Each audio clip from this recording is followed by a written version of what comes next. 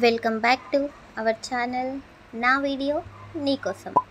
ఇక్కడ నేను చూపించేది ఫిష్ ఫ్రై అన్నమాట. ఎలా చేసుకోవాలి ఏంటిది అనేది వీడియోలోకి వెళ్ళి చూసేద్దాం, ఓకేనా. ఇక్కడ ఫస్ట్ ఒక క్లీన్ బౌల్ తీసుకొని అందులో సాల్ట్ వాటర్లో క్లీన్ చేసిన ఫిష్ పీసెస్ని వేసేసుకోవాలి. అవి క్లీన్గా సాల్ట్ వాటర్లో నీట్గా క్లీన్ చేసుకోవాలి, ఓకేనా. అప్పుడే స్మెల్ రాకుండా ఉంటుంది. కావాలంటే పసుపు వేసుకొని క్లీన్ చేసుకోవచ్చు. నెక్స్ట్ ఒక పెద్ద బౌల్ తీసుకొని అందులో నేను 3 టేబుల్ స్పూన్ కార్న్ ఫ్లోర్ వేసాను. తర్వాత 1 టేబుల్ స్పూన్ సాల్ట్ వేసాను. దాని తర్వాత 1.5 టేబుల్ స్పూన్ ధనియా పౌడర్. నెక్స్ట్ వచ్చేసి 1 టేబుల్ స్పూన్ కారం తీసుకున్నా. అది నాకు మా కారం వచ్చేసి చాలా ఎక్కువ ఉంటుంది, సో అందుకే 1 టేబుల్ స్పూన్ తీసుకున్నా. నెక్స్ట్ చిటికెడు పసుపు, 2 టేబుల్ స్పూన్ అల్లం వెల్లుల్లి పేస్ట్. నేను ఒక హోల్ లెమన్ స్క్వీజ్ చేసుకున్నా, కావాలంటే మీరు హాఫ్ స్క్వీజ్ చేసుకోండి. కొంచెం వాటర్ వేసుకొని మొత్తం కలిపేసుకున్నా. అది మొత్తం కలిపేసుకున్న తర్వాత నీట్గా కడిగి పెట్టుకున్న ఫిష్ పీసెస్ని అందులో వేసేసుకొని మొత్తం కలిపేసుకోవాలి. సో నేను ఇక్కడ కలుపుతున్నాను చూడండి.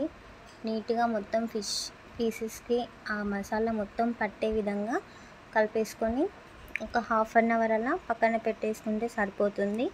కావాలంటే మీరు ఫ్రిడ్జ్లో కూడా ఒక హాఫ్ అన్ అవర్ లేదా 1 అవర్ పెట్టుకుంటే ఆ మసాలా మొత్తం ఫిష్ పీసెస్కి పట్టేస్తుంది అనమాట. అప్పుడు కొంచెం టేస్టీగా ఉంటుంది కదా.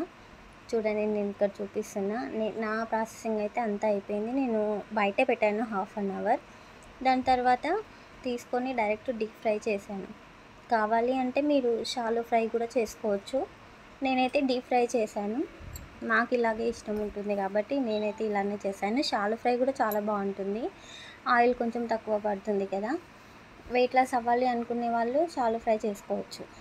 లేదు నార్మల్గా తినాలి అనుకుంటే డీప్ ఫ్రై చేసుకోవచ్చు.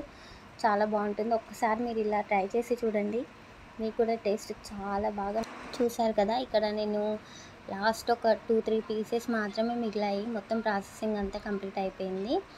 లాస్ట్లో చూపిస్తున్నాను అనమాట. ఈ 3 పీసెస్ అయితే నా ఫిష్ ఫ్రై అనేది కంప్లీట్ అయిపోతుంది. లాస్ట్లో మొత్తం మీకు చూపిస్తే ఎలా వచ్చాయి ఏంటి అనేది మీరు కూడా ఒకసారి ట్రై చేసి ఎలా వచ్చింది ఏంటిది అనేది కామెంట్ చేయండి.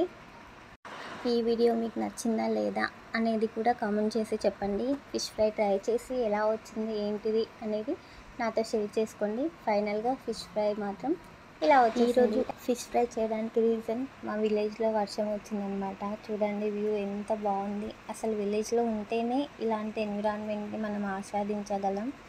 సిటీలో ఉంటే బయట ఉన్న రూమ్లో ఉన్న ఒకటే కదా. సో అందుకే వేడిగా ఫిష్ ఫ్రై చేసుకొని ఎంజాయ్ చేసామన్నమాట ఆ మూమెంట్ని. సో ఈ వీడియో కనుక మీకు నచ్చినట్లయితే లైక్ చేయండి, షేర్ చేయండి.